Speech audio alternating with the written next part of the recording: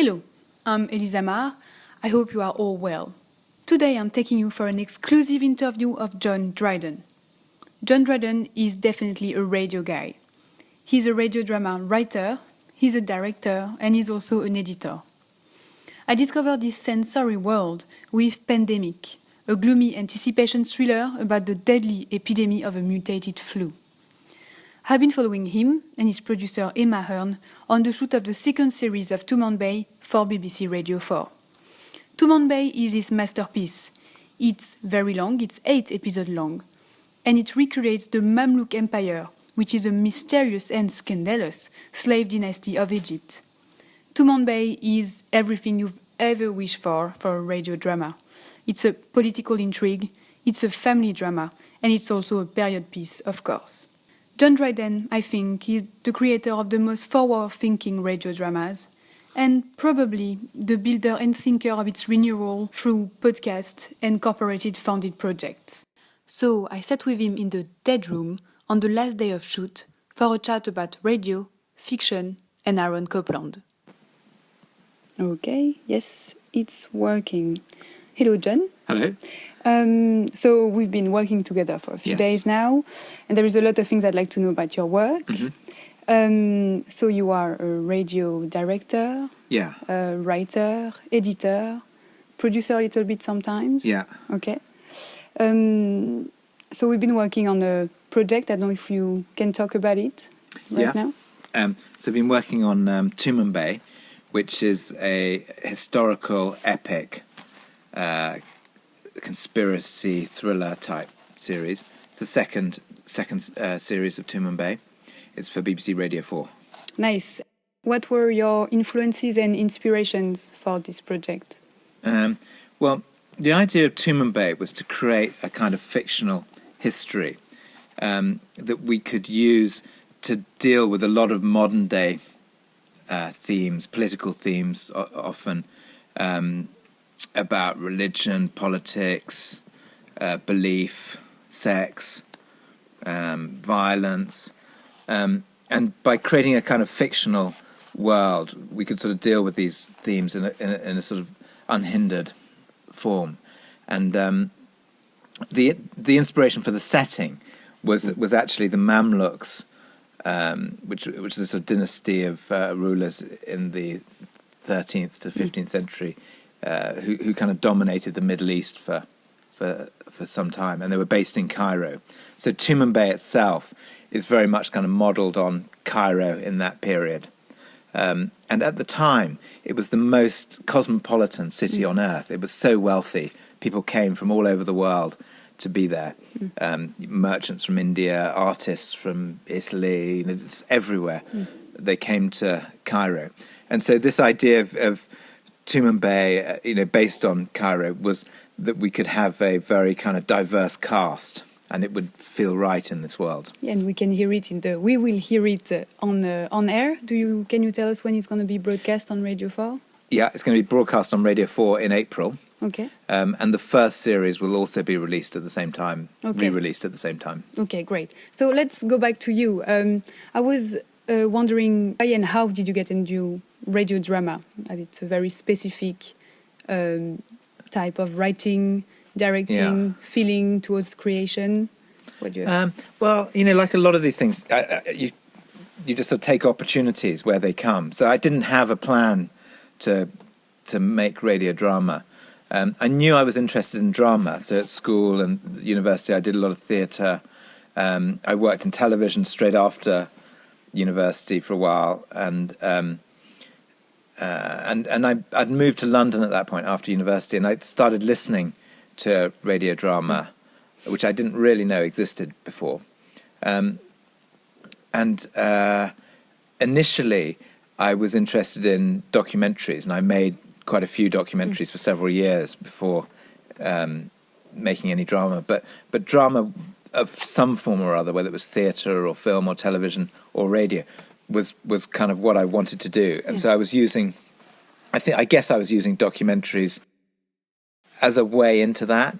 But also the documentaries I was making were very much dramatic in terms of their structure. they were long 45-minute type dramas, type documentaries that had characters and so the reason I got into drama in radio was I saw an opportunity. Having made a few documentaries, I realized that most of the dramas that I listened to were very studio bound. And having made documentaries out on the streets, following people around, I thought, wouldn't it be interesting to make a radio drama in the way that I've been making these documentaries? And so that was kind of my pitch to the BBC. And so there was an opportunity. It kind of came about through that. And at first, they were kind of one-off dramas, often very contemporary, news-based type dramas. But the style really seemed to work for me. And so I started applying the same style to, say, doing a period piece, to doing all sorts of... Like Tumanbay. Okay. I did a Dickens adaptation like that. And it was a style that kind of worked. And it was... And so in radio drama, I could have a very specific, unique style that no one else had. The fact that you've been mixing documentary and drama is a way to make the drama feel more real, more present. Yeah, I think so. I mean, the reality is kind of always more interesting in a way, but drama is, kind of makes you think of things that happen in the real world in a different way. But I think in terms of technique, making a drama using documentary techniques gives it a kind of enhanced realism. It makes it sort of more credible. And actually you see it a lot even in film documentaries and drama. Drama is constant, even in feature films, drama is constantly trying to make it look like it's documentary, like it's real. And documentaries are constantly trying to make themselves look more like kind of feature films. They have all the kind of angles and everything like that. So in some ways, the two forms are kind of converging, and maybe they'll just cross over the other side. Which side we don't know. And I was wondering if you'd wish your children to have your career, to do the job you're doing. Who knows what the world will be like when they grow up? But it's been really good. I mean, it's been really nice. I've constantly been in work, and for me, I think the luck was that I found quite early on a style that made everything that I make very distinctive to what other people were making. And so if I was to give my children any advice, it would be to find what it is that is your style, because there's no point trying to just do what other people are doing. And so, at the time that I was trying to break into drama, there was a real opportunity in radio drama, because all radio drama was made in a studio with fixed mics in a certain way, and it all kind of sounded similar because of that. So whatever my children end up doing, it's a few years before they'll do anything. But the world changes, and I hope they'll look for where the opportunities that relate to them are. I have just two questions. Where do you see drama in the future? How do you see it happening? Specifically to audio drama, there was definitely a feeling a few years ago that it was an outdated.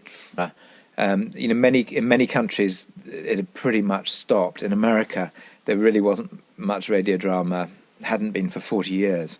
Except for enthusiasts making it at home, and Radio 4 and the BBC and some stations in Europe as well were the few, but they're publicly funded broadcasters that were just kind of keeping it going. Otherwise, it would have disappeared completely and superseded by the visual medium.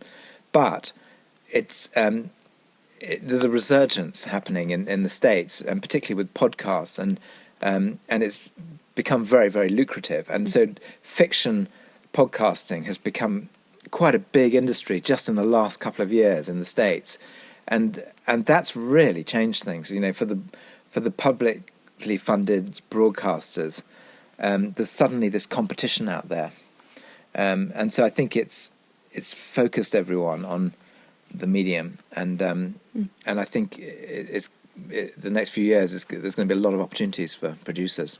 Good. Yeah, That's great. I think so. Just a last question, which is a tricky one. If you had to go on a desert island, you can only take 3 CDs, 3 books, and 3 movies with you to watch for the rest of your life. Ah. Which one would you choose? 3 CDs, 3 movies, and 3 books. Yeah. I told you.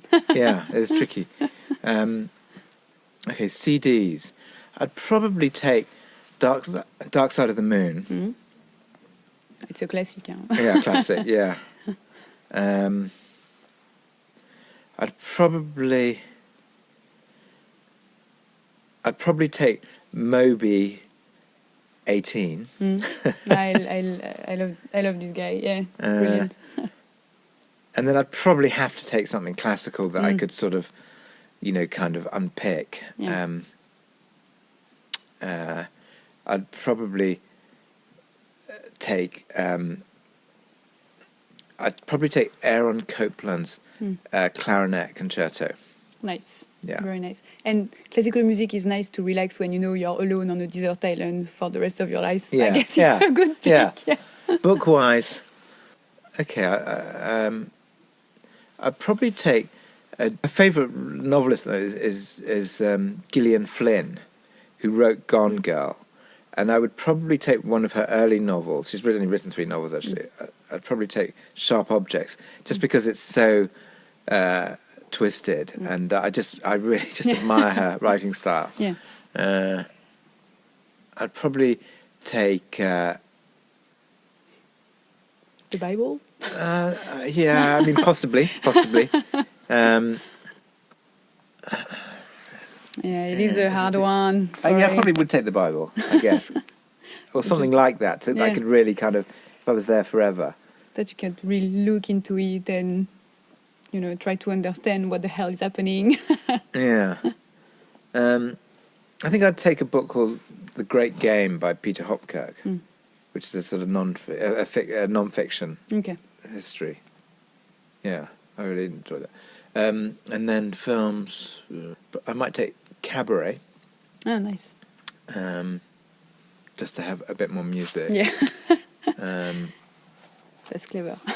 Musicals. I'd probably take Apocalypse Now, if it's epic. Nature. And it's music as well. Yeah, and I'd probably take Space Odyssey. Well, that's all. Okay, great. Thank you very much.